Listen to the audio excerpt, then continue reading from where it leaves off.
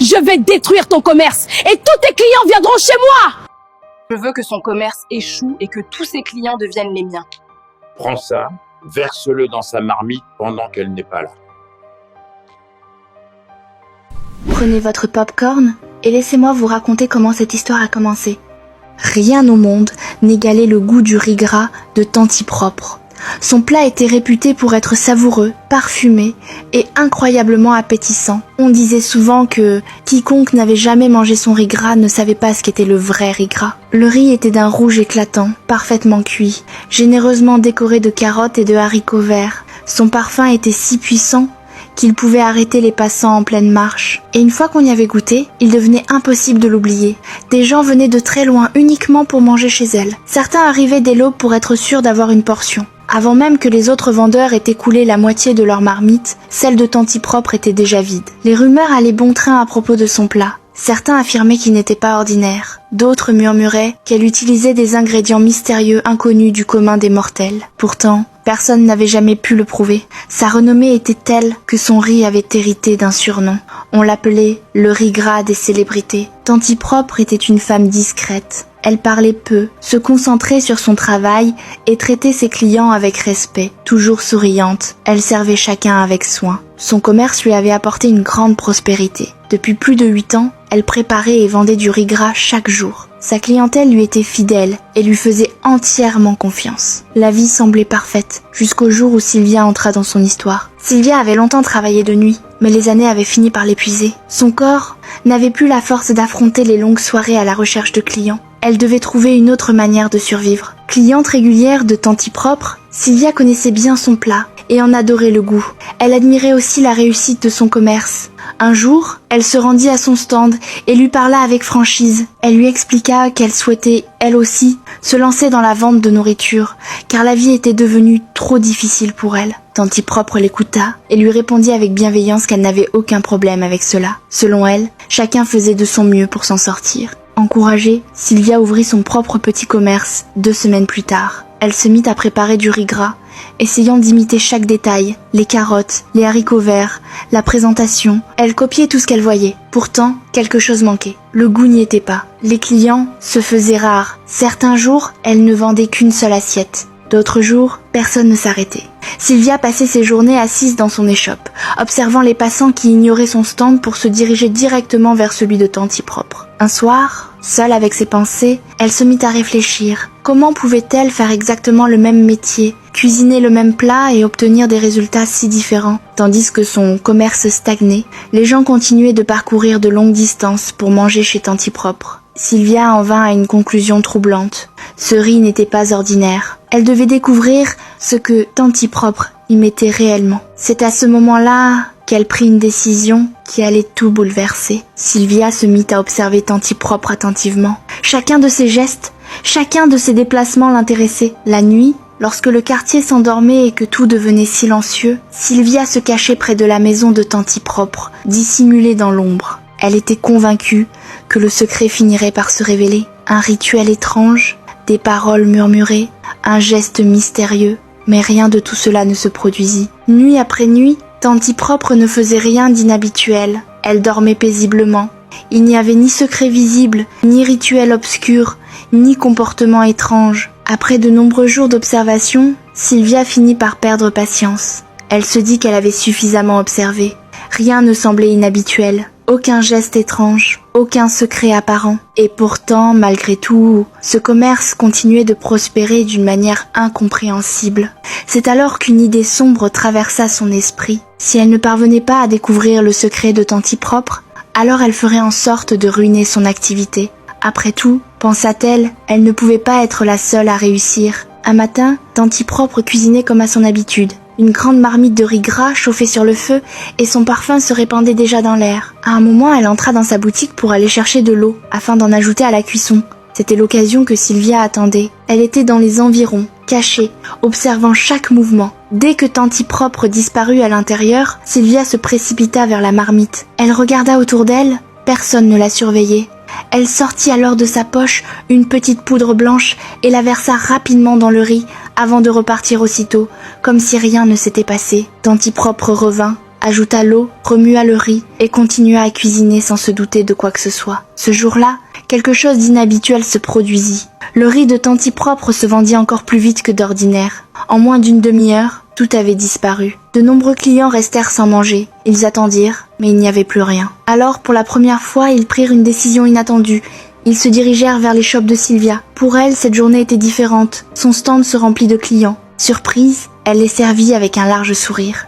Intérieurement, elle se félicitait. Son plan semblait fonctionner. Les gens mangeaient, buvaient de l'eau et la remerciaient. Sylvia se sentait fière. Mais peu de temps après, des cris éclatèrent. Quelqu'un se tenait le ventre. Un autre courait en urgence. D'autres encore criaient qu'ils avaient besoin de toilettes. Rapidement, les gens se mirent à courir dans tous les sens, pliés de douleur. Certains en pleuraient, d'autres suppliaient qu'on leur donne de l'eau. Certains n'avaient même pas le temps de s'éloigner et se soulageaient derrière les bâtiments. Sylvia resta figée, complètement perdue. Pourquoi cela lui arrivait-il à elle et pourquoi pas à Tanti Propre? Le soir même, toute la zone était au courant. Le lendemain, les avertissements circulaient de bouche en bouche. Il ne fallait surtout plus acheter de nourriture chez Sylvia. Son riz envoyait les gens passer la journée aux toilettes. À partir de ce jour-là, son stand redevint désert. Plus de clients, plus de salutations, plus de ventes. Pendant ce temps, le commerce de Tanti Propre continuait de prospérer. Pire encore, de nouveaux clients arrivaient, curieux de voir par eux-mêmes cette femme dont tout le monde parlait. Et Tanti Propre, comme toujours, continuait à cuisiner, à sourire et à vendre son riz comme si rien ne s'était jamais produit. Sylvia, elle, restait seule dans sa boutique, observant malgré elle que tout ce qu'elle avait tenté de détruire devenait encore plus fort. Le lendemain, elle ne sortit même pas. Honteuse et confuse, elle se posait sans cesse la même question. Comment Tanti Propre pouvait-elle ne pas être une sorcière? Elle avait essayé de ruiner son commerce, et c'était le sien qui s'était effondré. Plus elle y pensait, plus la colère montait en elle. Un matin, elle prit une nouvelle décision. Si elle ne pouvait pas l'attaquer de l'extérieur, alors elle agirait de l'intérieur. Le jour même, Sylvia se rendit au stand de Tanti Propre. Elle s'inclina respectueusement et lui parla avec humilité.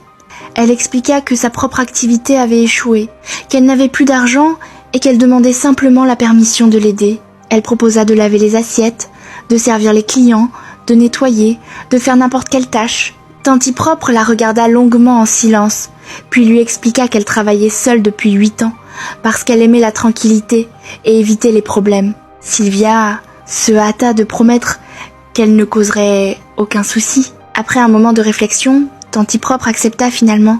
Intérieurement, Sylvia souriait. Elle était heureuse. Elle commença à travailler aux côtés de Tanti Propre. Elle lavait les assiettes, servait les clients, nettoyait la boutique. Mais pendant qu'elle accomplissait toutes ces tâches, Sylvia observait. Elle regardait attentivement la manière dont Tanti Propre cuisinait, ce qu'elle ajoutait dans les marmites, chacun de ses gestes, sans jamais détourner les yeux.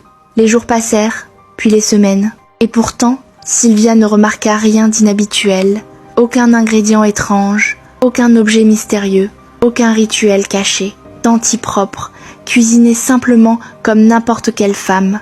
Malgré cela, les plats continuaient de se vendre sans interruption. De plus en plus troublée, Sylvia décida de tenter une autre approche. Elle se mit à circuler dans le quartier, racontant des histoires aux gens. Elle les mettait en garde contre la nourriture de Tanti Propre, affirmant qu'elle n'était pas ordinaire, que c'était pour cela que ceux qui y goûtaient revenaient sans cesse. Certaines personnes la crurent, d'autres l'ignorèrent. Quelques-unes posèrent des questions. Si la nourriture était dangereuse, pourquoi continuait-elle à aider à la vendre? À chaque fois, Sylvia changeait rapidement de sujet, incapable de répondre. Pendant quelques jours, l'effet de ces rumeurs se fit sentir. Il eut moins de clients. Mais contre toute attente, quelque chose d'étrange se produisit. Le nombre de clients tripla. La boutique était bondée. Certains restaient debout. D'autres aidaient même Sylvia à laver les assiettes pour être servies plus rapidement. Tanti Propre dut augmenter la quantité de nourriture qu'elle préparait. Sylvia resta figée. Au lieu de s'effondrer, le commerce grandit encore davantage. Cette nuit-là, troublée et déterminée, Sylvia alla consulter un guérisseur traditionnel. Elle lui expliqua tout ce qu'elle désirait et lui demanda également un talisman pour faire prospérer son propre commerce. L'homme l'écouta attentivement et lui remit ce qu'elle avait demandé, une culotte blanche et un objet censé porter chance. Sylvia rentra chez elle en serrant le paquet contre elle. Elle n'arrivait même plus à attendre le lever du jour. Très tôt le lendemain matin, Tanti Propre cuisinait comme d'habitude. Sylvia s'approcha d'elle et lui dit calmement qu'un client la demandait à l'extérieur. Tantipropre essuya ses mains et sortit. Dès qu'elle disparut, Sylvia agit rapidement. Elle sortit la culotte blanche que le guérisseur lui avait donnée et l'enfonça profondément dans la marmite de riz gras, s'assurant qu'elle était bien dissimulée sous la nourriture. Quelques minutes plus tard, Tantipropre revint, affirmant qu'il n'y avait personne dehors. Sylvia haussa les épaules, prétendant que le client avait sans doute déjà quitté les lieux. Lorsque le plat fut prêt, Tantipropre commença à servir les clients sans l'aide de Sylvia, qui avait disparu. Soudain, Sylvia revint, accompagnée de plusieurs hommes, visiblement en colère. Devant tout le monde, Sylvia cria que cette nourriture n'était pas normale, accusant Tantipropre de cuisiner avec des vêtements sales. La foule s'arrêta net. Certains se couvrirent la bouche, choqués. Tantipropre, elle aussi, resta sans voix, regardant Sylvia avec incrédulité. Pour prouver ses paroles, Sylvia exigea qu'on vérifie la marmite. Les hommes vidèrent le riz dans un grand récipient et fouillèrent soigneusement. Une fois, puis encore, mais il n'y avait rien. Aucune culotte, aucun objet suspect. La honte s'abattit sur la foule. Les gens s'excusèrent auprès de Tantipropre, lui demandant pardon et promettant de ne plus jamais écouter Sylvia. Ils la mirent en garde puis quittèrent les lieux. Sylvia resta immobile, tremblante. Finalement, elle tourna les talons et rentra chez elle lentement, envahie par la honte et la confusion. Elle savait pourtant une chose avec certitude. Elle avait elle-même caché cette culotte dans la marmite. Alors, comment avait-elle disparu ? Et pour la première fois, Sylvia commença à ressentir plus de peur envers Tantipropre que de haine. Après l'incident de la culotte, Sylvia ne s'arrêta pas. Son cœur restait rempli de jalousie et d'amertume. Elle voulait voir Tantipropre tomber, persuadée que ce n'était qu'à cette condition que son propre riz gras pourrait enfin briller. Elle attendit 2 semaines, laissant la tension retomber. Puis, elle rouvrit son restaurant. Cette fois, elle était convaincue que sa nourriture n'était plus ordinaire. Elle y avait discrètement ajouté le talisman que le guérisseur lui avait donné. Peu à peu, quelques clients commencèrent à revenir. Ils n'étaient pas nombreux, mais suffisamment pour lui redonner espoir. Certains habitués de Tantipropre partageaient désormais leur visite entre les 2 stands. Malgré cela, la boutique de Tantipropre restait pleine, animée, bruyante comme toujours. Sylvia n'était toujours pas satisfaite. Un après-midi, elle se tenait seule dans son commerce. Ses marmites étaient pleines, mais aucun client ne venait. De l'autre côté de la route, chez Tantipropre, c'était l'effervescence. Les rires fusaient, les assiettes s'entrechoquaient, l'argent circulait. En observant cette scène, la colère monta en elle. Une pensée dangereuse s'imposa à son esprit. Si elle ne pouvait pas avoir autant de clients, alors Tantipropre ne devait plus jamais cuisiner. Le lendemain, Sylvia retourna voir le guérisseur. Elle lui déclara sans détour qu'elle voulait que les mains de Tantipropre soient paralysées pour qu'elle ne puisse plus jamais préparer de nourriture. Le guérisseur devint grave. Il refusa. Il expliqua que cette femme avait un cœur pur et innocent et que tenter de lui faire du mal ferait forcément revenir le mal sur elle-même. Mais Sylvia, aveuglée par la jalousie, cria qu'elle s'en moquait. Elle insista. Malgré les avertissements répétés, malgré les conséquences annoncées, elle sortit davantage d'argent et exigea qu'il agisse. Après un long silence, le guérisseur céda. Il accomplit le rituel. Sylvia repartit avec un sourire. Le lendemain matin, elle se réveilla pleine d'enthousiasme. Son plan était simple. Passer devant la boutique de Tantipropre et assister à la tristesse des gens, voir la pitié dans leurs regards. Mais lorsqu'elle tenta de se redresser dans son lit, elle se rendit compte qu'elle ne pouvait plus bouger ses mains. Elles étaient engourdies, sans force. Elle essaya encore. En vain, la peur envahit son cœur. Avec beaucoup de difficulté, elle parvint à se lever. Ses mains tremblaient. Elle utilisa son pied pour attirer son téléphone vers elle et appela le guérisseur en pleurant, lui racontant ce qui lui arrivait. L'homme soupira. Il lui rappela qu'il l'avait averti. Il lui expliqua qu'il ne pouvait plus rien faire. La seule solution, selon lui, était d'aller demander pardon à Tantipropre. Sylvia éclata en sanglots, pleurant comme un enfant. 2 jours passèrent. Ses mains commencèrent à se détériorer. La douleur devint insupportable. Quand sa mère, restée au village, apprit ce qui se passait, elle accourut, horrifiée. Elle emmena Sylvia directement chez Tantipropre. Elles s'agenouillèrent devant elle, en larmes. Sylvia avoua tout. Comment elle avait empoisonné la nourriture, propagé des mensonges, consulté le guérisseur et tenté de détruire sa vie et son commerce. Tantipropre l'écouta sans l'interrompre. Puis, elle parla calmement. Elle expliqua qu'elle avait toujours vécu sans faire de mal à qui que ce soit et que cette droiture avait été sa protection. Elle raconta que son père, un homme attaché aux traditions, l'avait bénie avant sa mort. lui demandant de mener une vie propre, sans haine ni méchanceté. Selon lui, tant que ses mains resteraient propres, tout mal dirigé contre elle retournerait à son auteur. Tanti Propre choisit de pardonner. Elle déclara qu'elle laissait toute chose entre les mains de Dieu. Sylvia fut ramenée chez elle. Une semaine plus tard, ses mains étaient complètement guéries. Honteuse, brisée et silencieuse, elle rassembla ses affaires et repartit au village avec sa mère. De son côté, Tanti Propre continua son activité. Son riz gras se vendait toujours aussi bien, préparé avec le même soin, la même honnêteté, et c'est ainsi que la jalousie perdit, tandis qu'un cœur pur triompha. Leçon morale: la véritable réussite ne se vole pas, ne se copie pas et ne se détruit pas.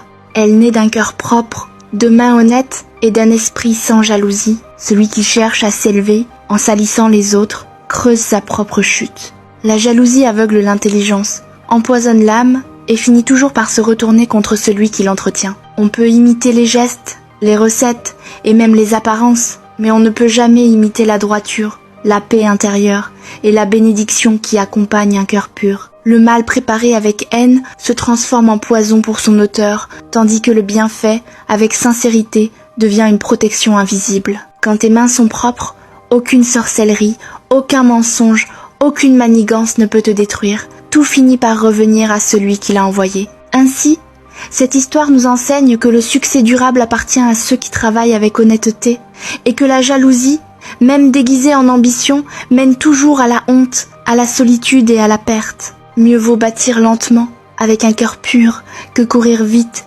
avec une âme sale. Merci infiniment d'avoir regardé cette histoire. Si ce récit vous a touché, likez la vidéo et laissez-nous un commentaire pour nous dire quelles leçons vous en avez tirées. N'oubliez pas de vous abonner à la chaîne pour ne pas manquer nos prochaines histoires puissantes.